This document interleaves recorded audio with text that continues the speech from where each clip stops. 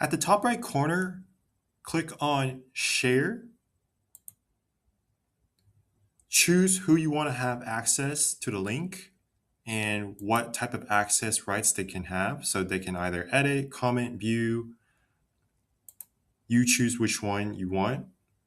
And then once you've chosen the access levels, then you just click Copy Link.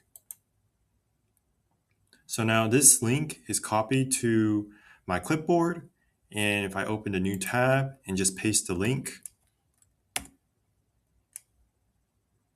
it will automatically direct itself to the design that I created.